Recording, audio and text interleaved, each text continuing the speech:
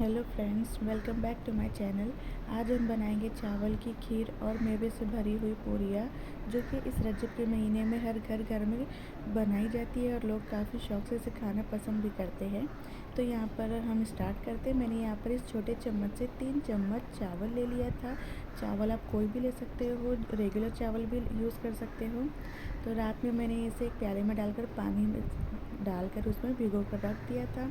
सुबह मैंने इसे ड्रेन कर लिया है एक चन्नी में डालकर, और हो सके तो न्यूज़पेपर पर बिछाकर हमने इसे पंखे की हवा में थोड़ा सुखा लेना है। इसके बाद हमने एक तवे पर चावलों को डालकर इसे मीडियम फ्लेम पर रखकर हल्का हल्का सा भून लेना है। इसे भूना इसलिए जाता है क्योंकि इसे भूनने से जो चावलों में सौंधी सौंधी सी खुशबू आती है ना, तो उससे खीर बड़ी ही मज़े की बनती है। आप चाहे तो ये स्टेप स्किप भी कर सकते हो, लेकिन अगर आप ऐसे करोगे तो आपकी खीर में आपको मेवा या खोया डालने की ज़रूरत नहीं पड़ेगी। इतनी अच्छी खुशबू आती है और बहुत ज़बरदस्त खीर बनती है। तो इस तरह से मैंने 1.5 से 2 मिनट तक मीडियम फ्लेम पर चावलों को अच्छी तरह से भून लिया था। जलाना नहीं है, बस हल्के हल्के से फ्राई कर लेना है हमने इसे, और उस साथ ही अच्छी तरह से सूख भी जाएंगे अगर इनमें थोड़ा बहुत पानी होगा तो। अब इसके बाद जैसे ही हमारे चावल भुनना हो जाएंगे, हमने इसे ग्राइंडर मिक्सर में डालकर ठंडा कर लेना है। और जैसे ही ये ठंडे हो जाएंगे पूरी तरह से, तो हमने इसे ग्राइंड कर लेना है। तो हमने आप देख सकते हो, मैंने एक साइड में दूध भी रख लिया था बॉईल होने के लिए। तो हमारा दूध भी बॉईल हो रहा है और यहाँ पर हमारे चावल भी अच्छे खासे सूख चुके हैं और भून भी चुके हैं। तो अब हमने इसे ग्राइंडर मिक्सर में डालकर बिल्कुल बारीक पीसना है, लेकिन इतना भी बारीक नहीं कि ये बारीक पाउडर हो जाए चावल का, इतना बारीक कि कनी रह जाए बस इनमें, पीस लिया है इस तरह से। तो ये रेडी हो चुका है, इसे हमने साइड में रख लेना है। अब मैंने यहाँ पर एक नॉन स्टिक का बड़ी कढ़ाई ले ली है। जितना हो सके आप खीर बनाने के लिए नॉन स्टिक का ही बर्तन यूज़ करें, इसमें खीर नीचे लगती नहीं है। और थोड़ा बड़ा बर्तन होना चाहिए ताकि हमने उसे कंटिन्यूसली हिलाते रहना है, तो छींटे हमारे हाथों पर आकर लगे ना।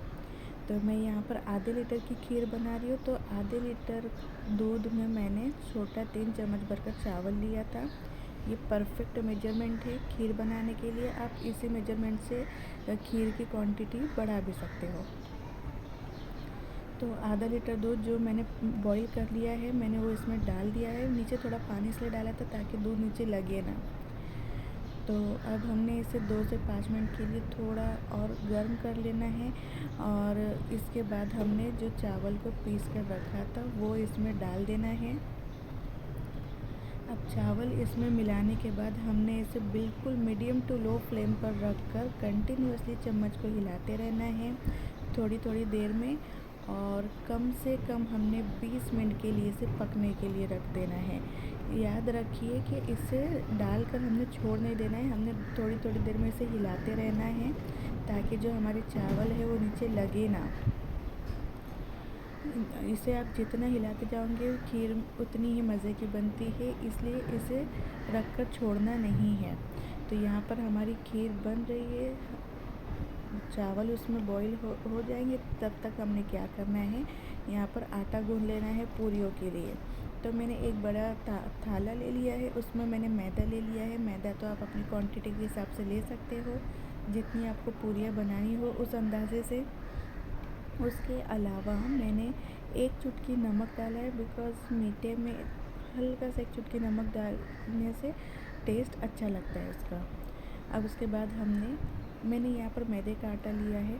उसके बाद हमने इसमें थोड़ा थोड़ा सा पानी ऐड करके इसका एक अच्छे से डो रेडी कर लेना है। बट याद रखिए कि यहाँ पर जो आटे का डो है, हमने बिल्कुल सख्त भी नहीं रखना है और एकदम सॉफ्ट भी नहीं करना है। एक नॉर्मल डो रेडी करना है, और नॉर्मल इसलिए रखना है बिकॉज़ हमने इसे रेस्ट के लिए 10 से 15 मिनट के लिए छोड़ देना है। तो रेस्ट के बाद जो है ये हल्का सा सॉफ्ट होगा, बस उतना ही हमें चाहिए। अगर आप ज़्यादा सॉफ्ट करोगे तो ये रेस्ट के बाद ज़्यादा पतला हो जाएगा, तो आपकी पूरियाँ है ना, उसमें जब आप मेवा भरोगे तो वो फटने लग जाएंगी। इसलिए नॉर्मल सॉफ्ट ही रखना है।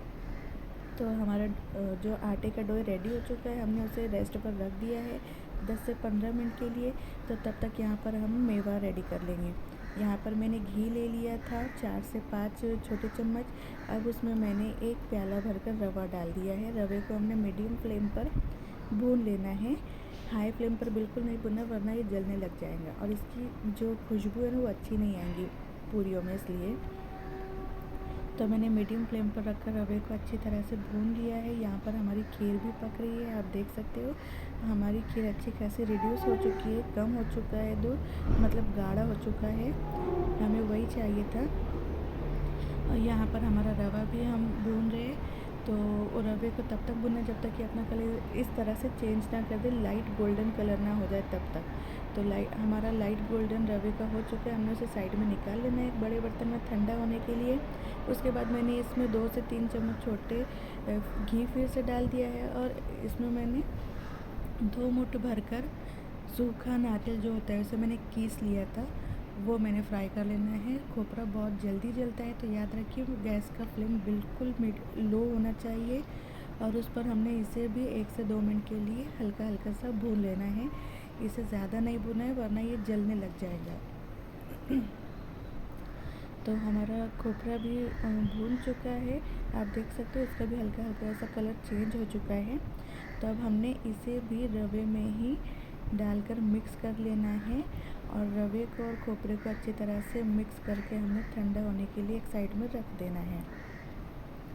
अब आप देख सकते हो यहाँ पर हमारी खीर भी बिल्कुल रेडी हो चुकी है, चावल भी पूरे गल चुके हैं, सॉफ्ट हो चुके हैं और जो दूध है वो भी आधा हो चुका है। तब मैंने इसमें शक्कर ली है, जिस प्याले से मैंने रवा लिया था ना, बस उसी प्याले से मैंने आधा प्याला शक्कर इसमें मिलाई है। आपके घर में अगर कम मीठा खाया जाता होगा तो आप उससे भी कम शक्कर मिला सकते हो। शक्कर डालने के बाद हमें ज़्यादा देर नहीं रखना है, बस 4 से 5 मिनट तक ही उसे कंटिन्यूअसली हिलाना है और गैस का फ्लेम बंद कर देना है। तो अब शक्कर डालने के बाद मैं इसमें क्या डालूँगी, ड्राई फ्रूट्स, और जो कि मैंने पहले ही कटिंग्स करके रख लिए थे, काजू बादाम पिस्ता, तो मैंने वो डाल देने हैं। और उसके अलावा आप चाहे तो इसमें एसेंस डाल सकते हो, कोई भी मीठी डिश के फ्लेवर का, या फिर आप इसमें सैफ़रॉन यूज़ कर सकते हो, आप खोया भी यूज़ कर सकते हो। बट खोया की यहाँ पर इसलिए ज़रूरत नहीं होती है बिकॉज़ हम दूध को इतना पका चुके होते हैं कि इसमें ऑलरेडी खोए का फ्लेवर आ चुका होता है। तो वो भी ऑप्शनल है, आप चाहे तो डाल भी सकते हो। तो मैंने यहाँ पर ड्राई फ्रूट्स डाल दिए, जिन्हें मैंने बारीक बारीक स्लाइस करके रख लिया था पहले ही। इसके बाद हमने इसमें डालना है इलायची पाउडर, जो कि मीठे की जान होती है, हर मीठे डिश की जान होती है। अगर आप किसी भी मीठी चीज़ में इलायची पाउडर यूज़ ना करो तो उसका जो टेस्ट है वो अधूरा सा लगने लगता है।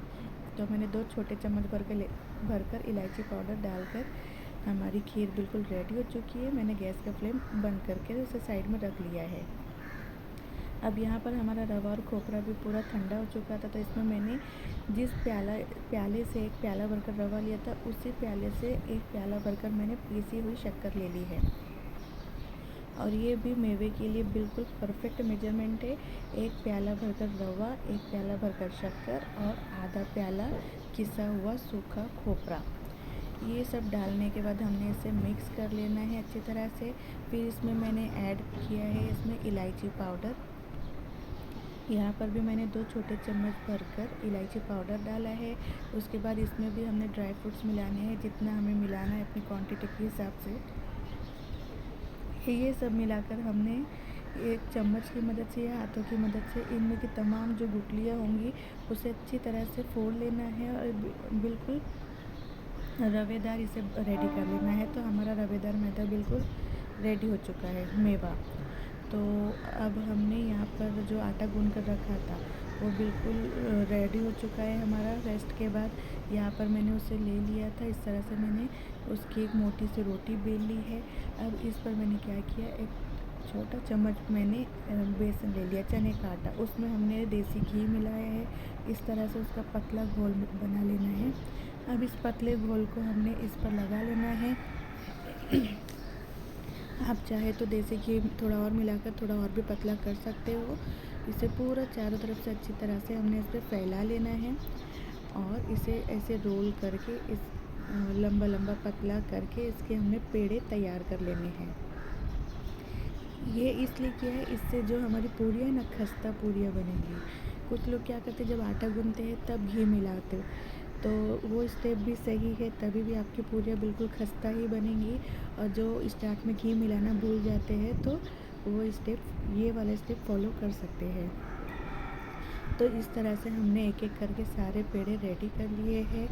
तो पेड़े भी बिल्कुल जितना हो सके उतने छोटे ही लेने हैं, बिकॉज़ हमें पूरियाँ बिल्कुल पतली पतली बेलनी है, जाड़ी नहीं बेलनी है। अब यहाँ पर हमने पूरे पेड़े तैयार कर लिए हैं। अब एक पेड़ा उठाकर मैंने सूखा आटा लगा लिया है हल्का सा, और इस तरह से हमने इसकी पतली पापड़ जैसी पूरी बेल लेनी है। जितना हो सके उतना पतला करना है, बिकॉज़ ये जाड़े रहते हैं तो खाने में इतना मज़ा नहीं आता है, थोड़े कच्चे भी लगने लगते हैं। तो जितना हो सके उतना पतला और बड़ा करना है। अब इसमें हमने मेवा फिल कर लेना है। मैंने एक छोटे प्याले में पानी ले लिया है, तो पानी इसको इस तरह से हमने फिंगर की मदद से चारों ओर लगा लेना है। इससे क्या होता है, ये आसानी से चिपक जाती है और तेल में खुलने का डर नहीं होता। तो आप इसके बाद जो डिज़ाइन आपको आती हो आप वो डिज़ाइन बना सकते हो। इस तरह से आपने इसे एक उंगली की मदद से हल्का हल्का से प्रेस करके ये डिज़ाइन भी बहुत ही इजीली बन जाती है जल्दी जल्दी में। तो इस तरह से आपको जो जो डिज़ाइन आती है आप हर वो डिज़ाइन बनाकर पूरियाँ तैयार कर सकते हो। मैंने यहाँ पर 2 से 3 डिज़ाइन आपको बता दी है। एक ये फ़ोल्ड करने वाली बताई है, जिसे आप फिंगर की मदद से स्लोली दबा कर उसे बना सकते हो। दूसरी डिज़ाइन ये है कि आपके पास छुरी होगी तो आप छुरी ले लो, या तो फिर सुई की मदद से भी ये डिज़ाइन रेडी हो जाती है। ये डिज़ाइन भी बहुत इजी है, आप देख सकते हो। इस तरह से पहले हमने कॉर्नर को फोल्ड कर लेना है, फिर उसे कटिंग करते जाना है, फिर कॉर्नर को उठाकर उसे वहीं पर प्रेस करते जाना है। अगर आटा आपकी उंगली पर चिपक रहा होगा तो आप सूखे आटे में फिंगर डिप करके यहाँ पर दबा सकते हो, तो ये बहुत ही ईजीली इस तरह से प्रेस हो जाता है और पूरियाँ खुलने का डर भी नहीं होता। तो इस तरह से आप अपने पसंद से जो चाहे वो डिज़ाइन रेडी कर सकते हो, दिखने में बहुत ही खूबसूरत लगती है इस तरह से पूरियाँ। और तीसरा एक ये है कि आपके पास कटर होगा, जो भी कटर होगा, पिज़्ज़ा कटर या फिर जो भी जिससे भी आप शेप दे सकते हो उस चीज़ का यूज़ कर सकते हो। तो मैंने यहाँ पर मेरे पास यही पूरियों को काटने का कटर था, मैंने उसी से कटिंग करके तीसरी डिज़ाइन भी आपको बता दी है।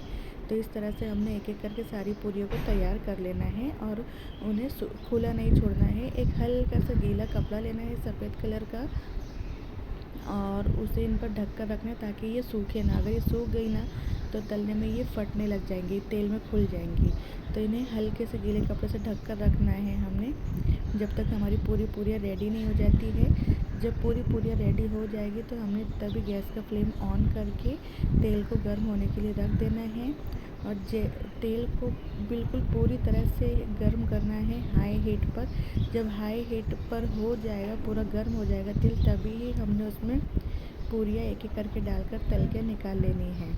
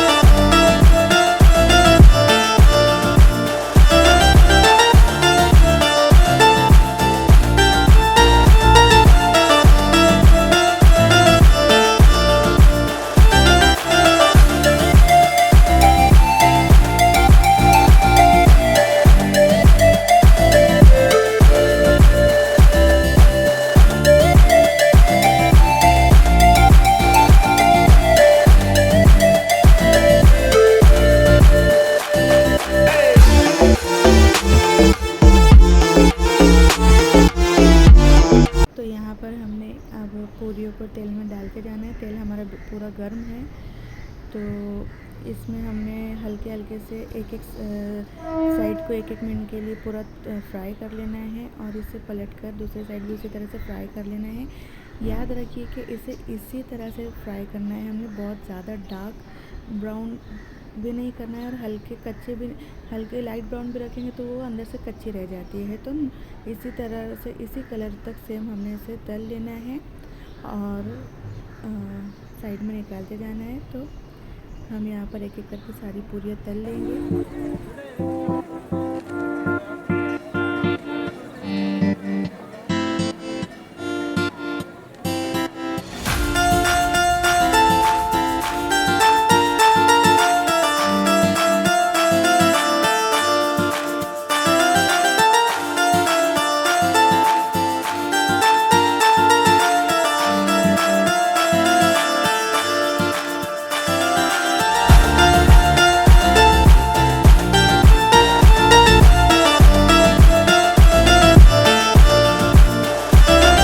रेडी हो चुकी है हमारी खीर, चावल की खीर, और बिल्कुल रबड़ीदार खीर लग रही है और बहुत ज़बरदस्त लग रही थी टेस्ट में भी।